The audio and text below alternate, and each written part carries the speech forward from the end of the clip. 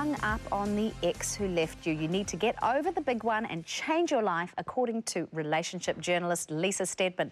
Her book, it's a breakup, not a breakdown, has been described as a breakup Bible. Welcome to the show, Lisa, and welcome to New Zealand. Thank you so much. So what brings you to this neck of the woods from LA? It is a pleasure to be here, I have to say. My fiance is actually here on business. He's working with your government, and I'm here working on my next book. So it's a wonderful environment to write in, and I love the city. I love the views. It's just spectacular here. It is, but you're not freezing? Not yet. No, people keep saying wait. You're going to get cold. Right. I just think compared to LA, but it looks great to have you here. Thank you. Great book, some really good practical advice for when you've broken up with someone.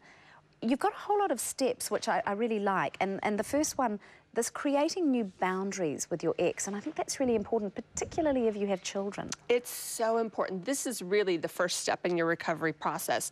If you don't create those new boundaries, you're going to get stuck. You'll probably wind up back in bed with your ex. You'll definitely wind up trying to help nurture each other through the breakup, but that's not your job. Your job is, if possible, to cut off all communication, because this is your ex now. That's right. But then, like you said, if you've got children together, if you work together, if you own property together, you have to recreate your relationship, and you can only discuss the things that you now have in common. You're not going to ask each other how you're dealing with the breakup. You're not going to say, are you dating? That's the worst thing. Like, why do people do that? We all do it. Why do we do it? And we want to know about them, what they look like. I mean, you torture yourself. It's torturous. It's awful, but we do it because that person used to be our intimate partner. Okay, and so we sort of want to know, is she as pretty as me? Oh, yes, I counsel people through that all the time. Are they prettier? Are they more successful? Yes. Why them, not me? How much younger are they? Yes, that's a big one too. So it's really important to create those new boundaries. And if you have to stay in communication, only talk about the children, only talk about the work, only talk about things that you absolutely have to. And also I think it's probably important, and especially if you have a child though and you do have to communicate, that you don't keep doing the things you used to do together. Yes. It's just, I mean, how do you do that though if you have a child and you want to sort of create some kind of normalcy for that child? Well, it's important to still be kind and considerate to that person, because you don't want to bring your child in the middle and be like, you know, I hate him now, or I hate her now, and guess what he's or she is doing. You really want to create as much normalcy for the child, but you need to create those new boundaries so the child understands what's happening too. Yeah, because otherwise they get confused, don't they? Sure. That's right. Now, I loved you think you've got this thing called the Boohoo Club. Yes, the Boohoo Crew. The Boohoo Crew. And what is that? The Boohoo Crew, and I actually wasn't sure if it translated it to New Zealand. I thought, is this going to be one of those phrases I can't use here? No, we'd say Boohoo. People seem to love the Boohoo Crew all over the world. This is your support system that's really going to help you get through it. You know, I said you have to create these new boundaries. Your ex is not the person to nurture you through the breakup, but your Boohoo Crew is. Your friends. Your friends, and your core group of friends. Not the friends that are going to report back on your progress and your setbacks to your ex. These are your friends who are going to have your best interests at heart, who are going to be there at 3 a.m. when you can call them and say, I really just want to call my text my ex right now. How can I stop doing it? And they are the ones that talk you down from that ledge and really help you heal and move on. So the Boohoo Crew is essential. And I think it's important to note that men need a Boohoo Crew.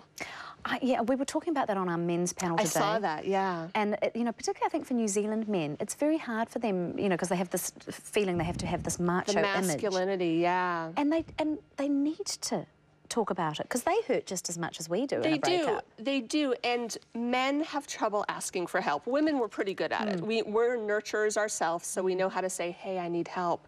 But men have trouble saying, I need help. So my suggestion is, if there are men who aren't comfortable asking their male friends, then ask your female friends. Not the ex, but ask your female friends. Get in a support group. Go online if you want to be anonymous about it. But get help, get a support group, because men, as strong as you are, you're not going to get through it alone. Now, when you say go online, what do you mean by that? There are a lot of message boards. I actually have a message board on my site, breakupchronicles.com, that people can join and share their experiences.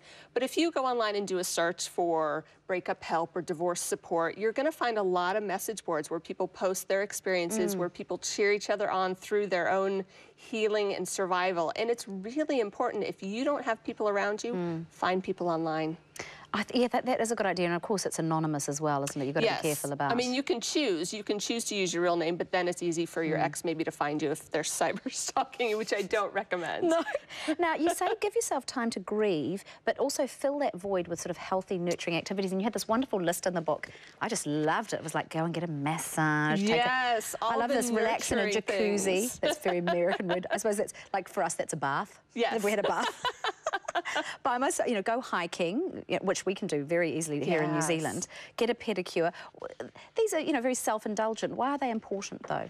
It's really important when you go through a breakup to nurture yourself. A lot of times we think that someone else is supposed to nurture us. And when our ex is gone, who's going to nurture us? We need to learn how to nurture ourselves. So yes, you need to feel the pain. You can't skip directly to your new life, because if you do, one day in the not too distant future, you're going to have a breakdown, because you haven't processed those emotions. You haven't felt the grief, the disappointment, the loss. Those are natural emotions after a breakup. And you should let yourself feel them. You should feel them. You should cry. You should emotionally eat. You should do all those things. Emotionally eat? Yes. Does that mean like Haagen-Dazs and things like that? Well, those tarts over there looked pretty good. I think you could emotionally eat with those. But it's really allowing yourself the freedom to indulge, but then also fill your time with nurturing and positive activities, like taking the bath, like getting a massage, like getting a mani-pedi, all the things that make you feel good about yourself, because it's up to you right now to nurture yourself. And in order to heal and move on, you got to do these nice things for yourself. You do. Look, great advice. It's a great book. Thank you. Congratulations on it. And you're also known as the relationship journalist, aren't you? And do you do a lot of this sort of thing in LA, a lot of TV? And I do. A lot of television, a lot of radio. It's my passion in life to take people from boohoo to woohoo. So I have breakup tips, I have dating tips on my website, lisastedman.com.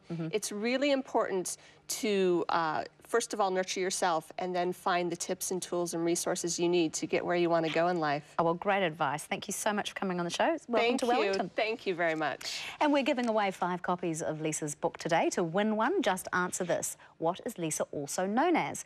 You can enter online at tvnz.co.nz, keyword good morning.